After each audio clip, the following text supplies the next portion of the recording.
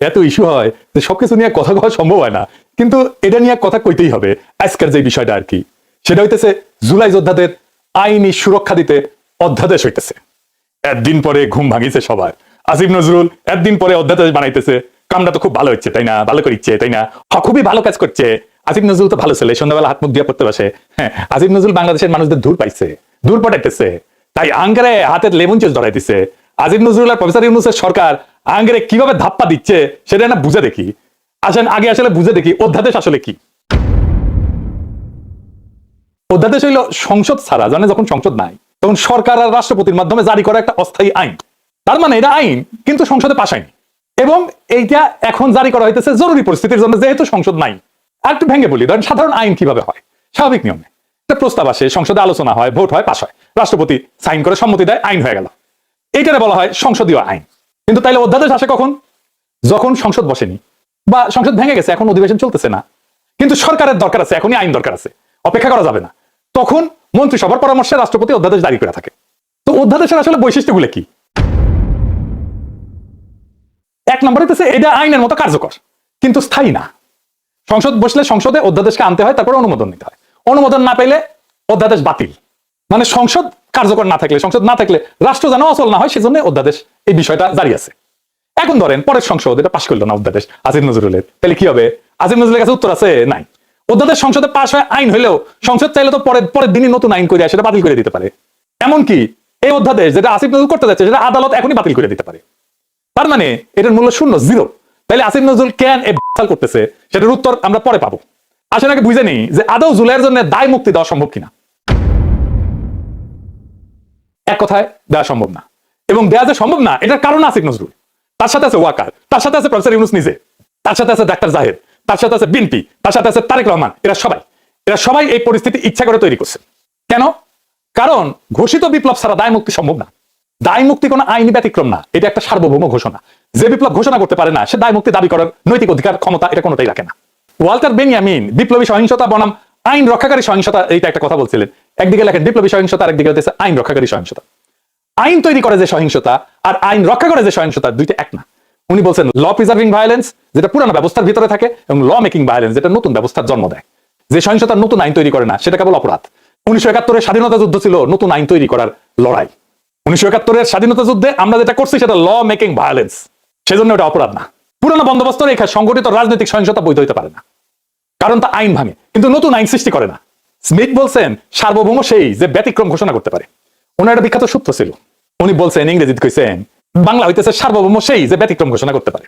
বিপ্লব মানে নিয়ম স্থগিত করা, পুরনো বৈধতা বাতিল করা, নতুন বৈধতা ঘোষণা করা। যে বিপ্লব পুরনো সংবিধান, পুরনো আদালত, পুরনো নৈতিক মানদণ্ড চালু রাখে সে আদতে সার্বভৌম না। সার্বভৌম না হইলে দায় মুক্তি দেওয়ার ক্ষমতা থাকে না, বরং নিজেই ভবিষ্যৎ বিচারের অধীন হয়ে পড়ে।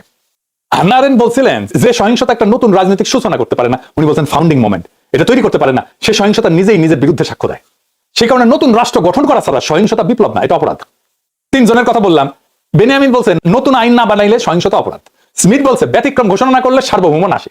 আর হান্না আরেন্ট বলছেন নতুন শুরু ছাড়া সহিংসতা ক্ষমতা না, শুধুমাত্র ঘোষিত চূড়ান্ত এবং নতুন শুরুর বিপ্লবী দায় মুক্তি তৈরি করে। পুরানো বন্দোবস্ত রেখা চালানো সহিংসতা আইনগতভাবে না, তাত্ত্বিকভাবেও অবৈধ। আমরা জুলাই বিপ্লবের পরে নতুন আইন বানাইছি, নতুন সংবিধান বানাইছি, বানাই নাই। ডাক্তার জাহেদ তো জান লড়াই দিল জুলাইকে অভ্যুত্থান বলে প্রতিষ্ঠা করার জন্য। বিপ্লব না, ছোটখাটো মানুষ পুতু করে কথা কয় আর আমরা হইতেছি উগ্র, কিন্তু এদের ডাক্তার জাহেদ হইতেছে সিকনা বুদ্ধি। সামে এমন মাইর দেবে টেরি পাইবেন না, একদম খাইয়া ফেলবে আর কি। জাহেদ খান জুলাইকে অভ্যুত্থান বলে প্রতিষ্ঠা করার জন্য দেওয়ানা ছিল। অভ্যুত্থান যেটা সেটা ক্ষমতা দখল করে, কিন্তু নতুন আইন, নতুন বৈধতা, নতুন সার্বভৌমত্ব তৈরি করে না। পুরনো সংবিধান, পুরনো আদালত, পুরনো রাষ্ট্র কাঠামো চালু রাখে। তাই সহিংসতা যেটা সেটা আইন ভাঙা হয়, আইনের নির্মাতা না। আমরা যেটা জুলাই করছি সেটা আমরা আইন ভাঙছি আইন নির্মাণ করার জন্য, কিন্তু আমাদের নতুন আইন নির্মাণ করতে দেয়নি এই জাহেদারা, এই আসিফ নজরুলেরা, এই প্রফেসর ইউনূসেরা।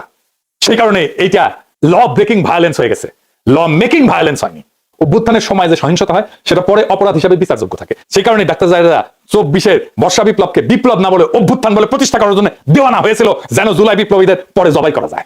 তার মানে এই জাহেদারা তাই চাইছে যা আওয়ামী লীগ চাইছে। আওয়ামী লীগ আর হাসিনা যে পুলিশ হত্যার সহিংসতার কথা বলে, জুলাই যোদ্ধাদের ফাঁসি দিতে চায়, তার তাত্ত্বিক ভিত্তি তৈরি করে দিচ্ছে এই জাহেদ, এই সামে সিকনে, এই সিকনা বুদ্ধির লোকটা। আপনাদের জিজ্ঞেস করা উচিত, তাকে ধরা উচিত এই কাম কেন করছিলেন। মাদিরে যে পুলিশ ধরে সে বৈধতা দিচ্ছে জাহেদ। দায় মুক্তি বাংলাদেশের ইতিহাসে একবারই হয়েছে, সেটা 1971-এর পরে। কারণ ওইখানে আমরা নতুন শুরু করতে পারছিলাম, ওইখানে লড়াইয়ের বিজয় ছিল আমাদের বৈধতা। এইখানে আমরা বিজয়ী হয়েছি, কিন্তু আমরা আমাদের বৈধতা তৈরি করতে পারিনি। নতুন শুরু করতে পারি নাই, সেই কারণে দায় মুক্তি দেওয়া সম্ভব হবে না, যতই বলুক আসিফ নজরুল। তাইলে আসেন, আসিফ নজরুল কেন এই অধ্যাদেশ করতে এত ব্যস্ত? কারণ হইতেছে আসিফ নজরুল নিজে দায় মুক্তি চাইতেছে। সে জানে সে কি আকাম করেছে। কি আকাম করছে জানেন? দেশ যখন একটা বিপ্লবী সন্ধিক্ষণে, যখন আমরা নতুন রাষ্ট্র তৈরি করব, হাসিনা পলাইছে, সেই সময় সে ওয়াকার আর বিএনপির সাথে মিলে পুরো বিপ্লবটাকে লাইনচ্যুত করছে। বিপ্লব ওই রাতেই শেষ। তারপরে ধৈর্য ধৈর্য বিপ্লবের সাথে সম্পর্কহীন বুড়াগুলা উপদেষ্টা বানাইছে, সংবিধান সমুন্নত রাখছে, ওয়াকারকে রাখছে, চুপ্পু করে রাখছে। আমরা সেকেন্ড রিপাবলিক করব বলছিলাম, নতুন রাষ্ট্র করব না, ওই বেশি বোঝে, ওই একাই বিপ্লবের স্টেক হোল্ডার। আমি ওরা জিজ্ঞাসিলাম যে আপনি যে নাচতে নাচতে ওয়াকারের গাড়ি চড়ে ক্যান্টনমেন্টে গেলেন, কোন ক্যাপাসিটিতে গেছিলেন? কয় পলিটিক্যাল পার্টির বাইরে যে সিভিল সোসাইটির অংশ আছে সেই হিসেবে গেছি। আমি কইলাম ভেরি গুড। তাইলে এখন বলেন, ওই যে কয়দিন ঘুটু করলেন, সিভিল সোসাইটির কার সাথে কথা বলে ঘুটুটা করেছেন? কার সাথে পরামর্শ করছেন? আপনি একা হারকিউলিস হয়ে গেছেন কেন? আপনি কারোর সাথে কথা বলেন না কেন? কার সাথে আলাপ করছেন? কার সাথে আলাপ করেন নাই? আপনার হাত জগন্নাথ, নিজে যা ভালো বুঝিছে তাই করেছে। একটা সাক্ষাৎকারে দেখলাম আজিম নজরুল কইতেছে তার বাসায় বসে ছাত্ররা উপদেষ্টা বানাইতেছে, সে মাঝে মাঝে পরামর্শ দিতেছে, কইতেছে এখন কেমন লাগে? সচিবেরা কথা শোনে না, পুলিশেরা কথা শোনে না, পাবলিক শোনে না কথা, কোথাও গেলে পাবলিক আটকায় ফেলে, ভুয়া ভুয়া স্লোগান দেয়।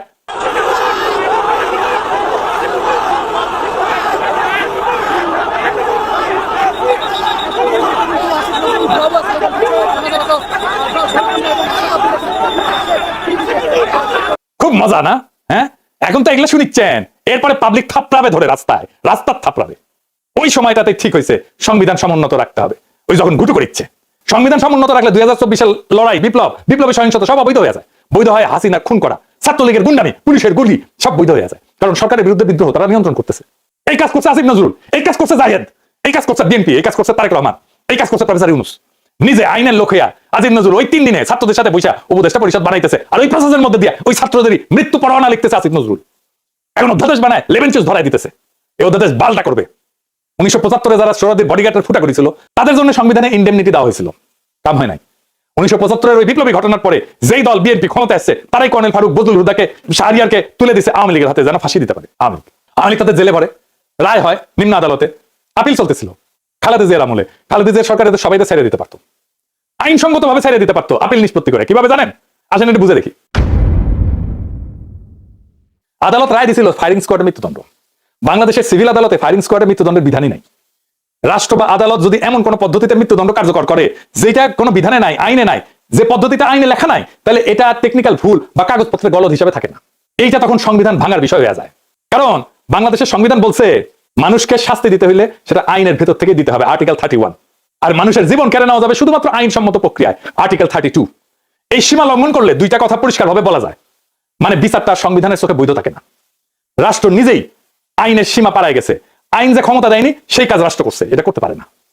আইনের বাইরে যায় মৃত্যুদণ্ডের এমন কোন পদ্ধতিতে মৃত্যুদণ্ডের আদেশ দেওয়া, মানে এটা শুধু ভুল না, এটা রাষ্ট্রের অবৈধ কাজ, আদালতের অবৈধ কাজ। খালেদা জিয়ার সরকার কিছুই করে নাই, আপিলের কাজ বন্ধ করে রাখিছিল। হাসিনা এসে সামে সবাই ফাঁসি দিয়ে দিচ্ছে। এই হাসিনা পলানোর পরেও প্ল্যান ছিল এইটাই যে বিএনপি আর ওয়াকার সামে তুলে দিবে জুলাই বিপ্লবীদের আওয়ামী লীগের হাতে। বিএনপির প্ল্যান এখন প্রকাশ্য, তারা আওয়ামী লীগকে ফিরে আনতে চায়। আমি বেনে বেনে করছি না, আমি প্রমাণ দিতেছি। দেখেন হিন্দু সম্প্রদায়কে দিয়ে কি বলানো হইতেছে। আমি কিন্তু আমার জন্মগতভাবে আমি বিএনপি ছিলাম, বুঝছেন। আমি মাহবু কমিশন আমলে বিএনপি কমিশনার মেম্বার ছিলাম 3 বার। এখন দেশে আসছি ডক্টর করে, কিন্তু এখন আমি মা বোনকে বলছি নিজের ইজ্জত যদি রক্ষা করতে চান আপনারা সবাই বিএনপি কে বলতে, বিএনপি বলে কেউ অবহেলা করবেন না, কেন এখন আওয়ামী লীগ নেই। এটাই বলছি, যেটা আমাদের মাতৃ জন্মের কথা। মা বোনরা বলছে যে আওয়ামী লীগকে ভোট দিও, বিএনপি কে দিও না, কিন্তু এখন আমরা বর্তমান আমরা আছি এখন বিএনপির হাতে, আমাদের আওয়ামী লীগ নাই। তোমরা সবাই নিজের ইজ্জত যদি বাঁচাতে চাও, নিজের একটা মেয়ে যদি বড় হয় মা বাবা বয় থাকে, কিন্তু এখন বয় নেই আর। এখানে সবাই, এখানে আমাদের মা বাবা এরা সবাই, এদেরকে চিনেন। যদি দূরের মানুষ হতো তাহলে বয় ছিল, এরা দূরের মানুষ না, এখানে আমাদের দেশের মানুষ। কোনো যদি ক্ষতি হয় কিছু হয় আপনাদের ওদেরকে ডাকতে পারবেন। আমরা এখানের মানুষ সবাই, এখানে সবাই একজোট হয়ে 12 তারিখ ভোট দেবেন, সবাই ভোটের জন্য যাবেন। কিন্তু অনেকজন বলে বিএনপি কে ভোট দেবো না, যাবো না, না এটা মনে করবেন না। বিএনপি কে দিলে মনে করবেন কোনোদিন আবার আওয়ামী লীগের হাতে যেতে পারবেন আপনারা। বিএনপি কে চান কিন্তু অন্য দল দেখবেন, কিন্তু নিজের হাতে নিজের কপালে হাত মারবেন। এখানে বিএনপি ছাড়া কোনো উপায় আমাদের নাই। এখানে হিন্দু বা মুসলিম হোক সবাই বিএনপি কে চান। আমি বলছি আমাদের এই এলাকার সবাই, আপনারা বিপদের সময় এদেরকে পাবেন। এরা এখানে খাসের লোক, এরা দূরের নাই, কেউ খাইয়ে যেতে পারবেন এখান থেকে, আমাদের হাত থেকে। এগুলো আমাদের দেশের লোক। তাই আমি বলছি মা বোনকে, এখানে মহিলা হইয়ে বা পুরুষ হইয়ে ওই বিএনপি কে দেবো না, এই কথা আর বলিয়েন না। কেন আমরা এখন একটাই দল, বাংলাদেশে একটাই দল আছে, ওইটাই কোনো দল না, এটা নিজেরাই দল করছে, যে এটাকে কেউ সমর্থন দেবে না ওই দলকে। আমরাই এখন হচ্ছি যে কি সবাই বলো বিএনপি কে চাই, ভোট চাই, ধানের শীষে ভোট দেবে, এটাই আমরা চাই। আমাদের তো দানের শীষ সবাই আমি বলছি দানের শীষে টিকে দিলে আপনারা মনে মনে বলছেন যে দানের শীষ কেন দেবো, আগে তো আমরা আমলিক ছিলাম না, এখন আমরা আমলিক, দানের শীষে আমলিক মনে করবেন কেন? আমলিক আসার জন্য আমরা এটা একটা পথ, আমরা বিএনপিকে যদি চাই, বিএনপি দেখা 10 বছর বাদ হলে আমাদের নেত্রীকে আবার আনবে, জানেন যে এটা, কিন্তু ওদের হাতে যদি চলে যায় পাকিস্তানে চলে যেতে হবে সবাইকে, মনে করবেন। শুনলেন তো, কইতেছে আগে আমরা আওয়ামী লীগ ছিলাম, এখন আমরা আওয়ামী লীগই আছি, ধানের শীষকেই আওয়ামী লীগ মনে করবেন কেন? কারণ আওয়ামী লীগ আসার জন্য এই একটাই পথ, আমরা বিএনপিকে যদি চাই, বিএনপি দেখেন 10 বছর পরে হইলেও আমাদের নেত্রীকে আবার আনবে। শুনেছেন, নিজের কানে তো শুনলেন, আর একটা প্রমাণ দিতেছি, আসেন সে প্রমাণটা দেখি।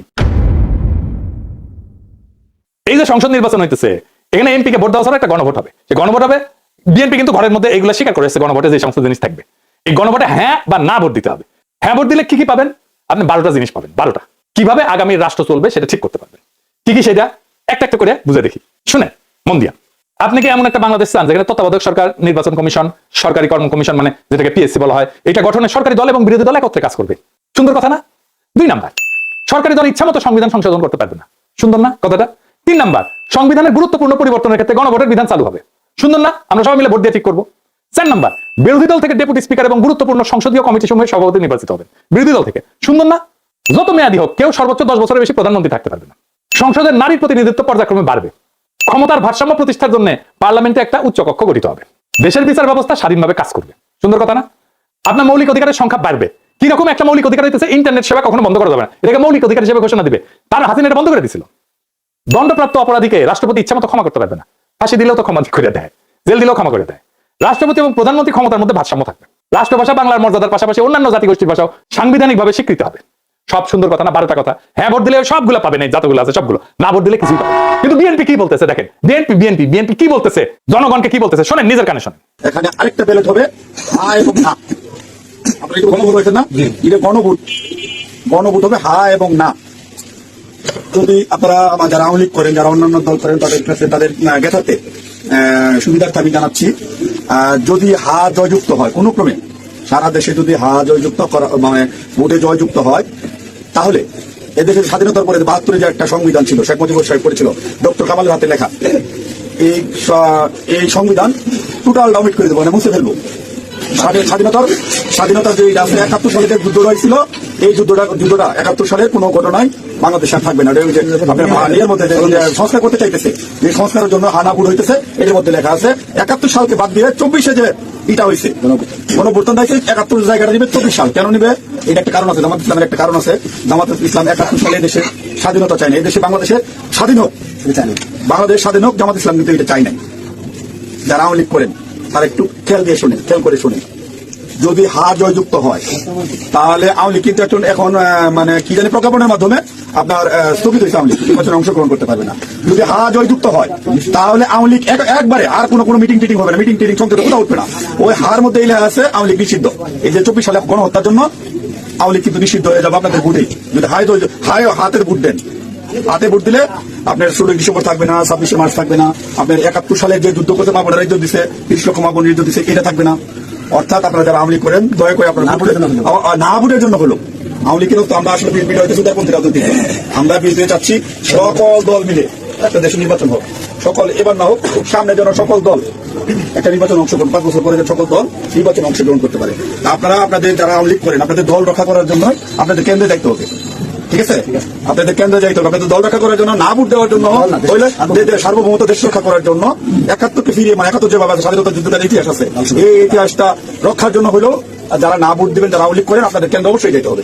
কেন্দ্রে যদি আপনারা আপনাদের দলকে রক্ষা করতে যান, যেহেতু এবার আপনাদের কি নাই, কোন নমিনেশনের আওয়ামী লীগের কোন প্রার্থী নাই, দয়া করে সেক্ষেত্রে আপনাদের কাছে আমাদের অনুরোধ, যারা আওয়ামী লীগ করেন বিএনপি তো আপনারা ভোট আমাদের দিবেন, ঠিক আছে? যারা বিএনপি করেন আমাদের ভোট দিবেন। না ভোট দেওয়ার জন্য যারা কেন্দ্রে যাবেন, আপনাদেরকে যেতেই হবে, আপনাদের অস্তিত্ব রক্ষার জন্য, আওয়ামী লীগ রক্ষার জন্য হলেও আপনাদের কেন্দ্রে যেতে হবে। শুনেছেন? তার মানে বিএনপির ঘুরে ফিরে আওয়ামী লীগকে ফিরে আনতেই চায়। তারা অনেক আগে থেকে বলতেছে কিন্তু আওয়ামী লীগ নির্বাচনে আসুক। শুনেন, তবে আওয়ামী লীগের প্রধান প্রতিদ্বন্দ্বী বিএনপি চায় দলটি নির্বাচনে আসুক, নির্বাচনটি হোক অংশগ্রহণমূলক। আমরা আশা করব যে এই নির্বাচনটি পার্টিসিপেটরি হবে, সকলের জন্যই দ্বার উন্মুক্ত, জনগণ যাদেরকে সুযোগ দিবে তারাই দায়িত্ব পাবে। আমরা কামনা করি প্রত্যেক রাজনৈতিক দল এই নির্বাচনে অংশগ্রহণ করুক, কাউকে বাদ দেওয়ার হলে জনগণই বাদ দিয়ে দেবেন। যখন জনগণের বিরূপ প্রতিক্রিয়া হয়েছে তখন বলে এইবার না আসুক, বিএনপি ক্ষমতা আসলে আওয়ামী লীগ ফিরবে, পরের বার ফিরবে। বুঝিস? ওই কমাত কমিশনে এসে বলে আমরা সংস্কার চাই, আর কর্মীদের বলে না ভোটের ক্যাম্পেইন করতে। কিরকম জাউরা, কিরকম খাইস্টা। কিরকম ভন্ডের ভণ্ড, এটাই আসল প্ল্যান। এই প্ল্যান হইতেছে গ্র্যান্ড প্ল্যান, আওয়ামী লীগকে ফেরানোর প্ল্যান। এইবার ভোটে যদি বিএনপি জিতে তাহলে আওয়ামী লীগ ফিরবে, লিখে রাখতে পারেন। এটা তো আমার কথা না, আপনারা তো বিএনপির লোকদের মুখে শুনলেন, তাই না? আপনি আসলে ধানের শীষে ভোট দিতেছেন না, আপনি ভোট দিতেছেন নৌকায়, আপনি ভোট দিতেছেন হাসিনা রে, আপনি ভোট দিতেছেন ফ্যাসিস্ট রে, আপনি ভোট দিতেছেন ভারপ্রাপ্ত